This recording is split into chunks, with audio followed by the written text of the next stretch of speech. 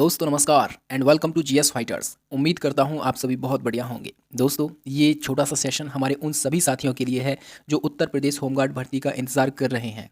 और इस छोटे से सेशन के माध्यम से हम लोग डिस्कस करेंगे उत्तर प्रदेश होमगार्ड भर्ती बोर्ड का गठन हुआ है या नहीं हुआ है अभी तक। अगर हो गया है तो नोटिफिकेशन कब तक आ जाएगा, आयु सीमा क्या है, योग्यता क्या है, पीएसटी परमानेंट है जॉब या संविदा पर रहेगी, और इसमें लिखित परीक्षा होगी या आपकी मेरिट बेस होगी। तो इन सभी के बारे में हम लोग डिस्कस करने वाले हैं। और साथ में एक खुशखबरी रहेगी यहाँ पर जो महिला अभ्यर्थी हैं उनके लिए। और क्या रहेगी ये खुशखबरी अभी हम देख लेंगे, ठीक है। तो अगर आप पहली बार जीएस फाइटर्स पर आए हो तो इस चैनल को ज़रूर सब्सक्राइब कर लेना। अगर सेशन पसंद आता है तो आप लाइक करके इसको शेयर भी कर सकते हो अपने दोस्तों के साथ में। चलिए ये चीज़ पहले भी क्लियर हो गई है। अब से लगभग 1 से 1.5 महीने पहले जो उत्तर प्रदेश के होमगार्ड के डीजी हैं मौर्य साहब, वो मिले थे उत्तर प्रदेश के सीएम यानी कि योगी आदित्यनाथ जी से। तो उनको ये ब्यौरा दिया गया था योगी जी को कि हमारे यहाँ पर 44,193 होमगार्ड के पद अभी खाली हैं और इनको भरे जाने के लिए आदेश दिए गए थे योगी जी के द्वारा, जो है मौर्य साहब जो कि होमगार्ड के डीजी हैं उत्तर प्रदेश के। अब वहाँ पर ये भी कंसर्न था कि ये जो भर्ती है किस तरीके से होनी है। जिस तरीके से उत्तर प्रदेश भर्ती बोर्ड है अपने आप में एक, उसी तरीके से आपका यूपी होमगार्ड भर्ती बोर्ड का गठन किया जाना चाहिए। डेफिनेटली योगी जी के द्वारा ये आदेश दे दिया गया था, ठीक है आप एक भर्ती बोर्ड का गठन कर लीजिए। और यहाँ पर एक अपडेट ये निकल कर आ रही है कि भर्ती बोर्ड का गठन हो चुका है। और एक चीज़ और याद रखना, अभी भर्ती नियमावली तैयार नहीं हुई है।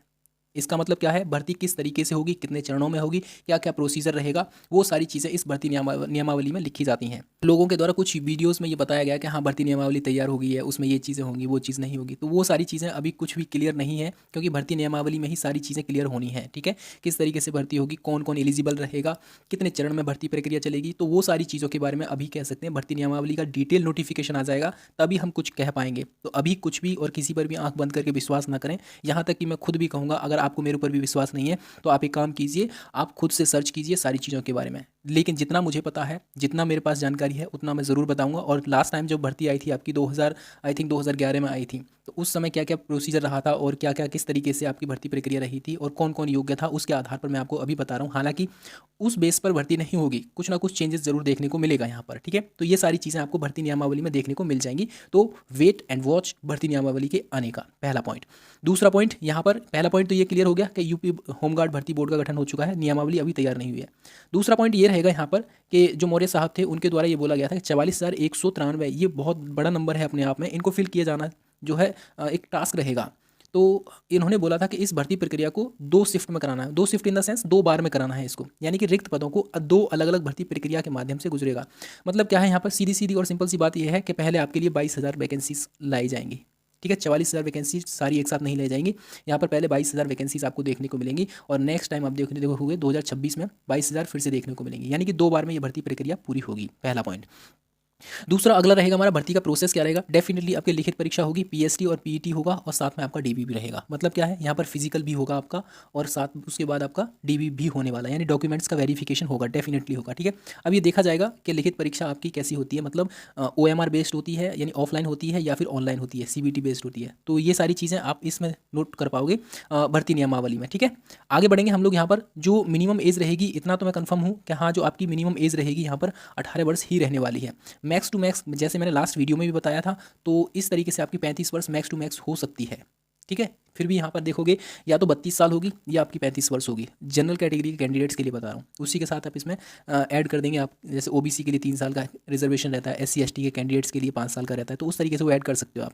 हाइट के बारे में बात करें, अब आप मुझसे ये पूछोगे कि जो भर्ती नियमावली अब तैयारी नहीं हुई तो ये सारी चीज़ें कहाँ से बता रहे हो। डेफिनेटली मैं ये सारी चीज़ें जो प्रीवियस भर्ती हुई है उसके बेस पर बता रहा हूँ मैं आपके लिए, ठीक है। तो इसमें हाइट देखोगे जैसे यूपी पुलिस में मांगते हैं उतनी ही हाइट लगभग इसमें है, 168 चाहिए, सीधा सीधा ये समझ लीजिए। शैक्षणिक योग्यता में आपको यहाँ पर कोई बता रहा होगा आपके लिए जो है 12th होना चाहिए, 12th नहीं 10th से ही काम चलेगा यहाँ पर, ठीक है।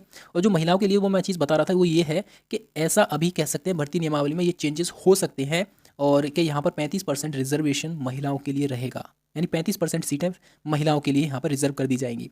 दूसरे राज्य के अभ्यर्थी भी इसमें भाग ले सकते हैं, बट यहाँ पर एक कंडीशन रहेगी कि वो कैंडिडेट्स यहाँ पर जनरल कैटेगरी में काउंट किए जाएंगे, यानी सामान्य वर्ग में उनको रखा जाएगा। और साथ में जो आपके एनसीसी और स्काउट गार्ड के जिनके पास सर्टिफिकेट होता है तो उनके लिए इस भर्ती प्रक्रिया में कुछ छूट भी दी जाएगी।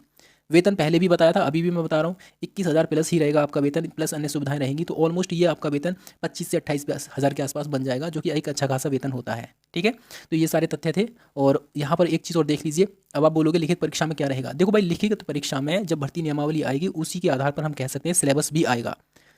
तो डेफिनेटली ये चीज़ मान के चलिए कि उत्तर प्रदेश पुलिस कांस्टेबल का जो सिलेबस है उसी के आधार पर आएगा। बस क्वेश्चन का जो लेवल है ना वो थोड़ा सा कह सकते हैं कम कर सकते हैं, वो क्वेश्चन का लेवल कम हो जाएगा, बस इतना हो सकता है इसके अंतर्गत। ठीक है, चलिए डिटेल नोटिफिकेशन के आने का जो है वेट कीजिए आप भी और हम भी वेट करेंगे। अगर डिटेल नोटिफिकेशन जैसे ही आता है तो हम लोग एक नया सेशन लेकर आएंगे, सारी चीज़ों के बारे में डिस्कस करेंगे, कौन एलिजिबल है कौन एलिजिबल नहीं है, क्या सिलेबस है, क्या इसका प्रोसीजर रहेगा भर्ती का, सारी चीज़ों के बारे में हम लोग डिस्कस कर लेंगे। ठीक है, तब तक के लिए आप एक काम कीजिए, जीएस फाइटर्स को सब्सक्राइब कर लीजिए। ओके, चलिए सेशन पसंद आया है तो आप लोग लाइक कर सकते हो। मिलेंगे अनदर अपडेट के साथ, तब तक के लिए जय हिंद जय भारत।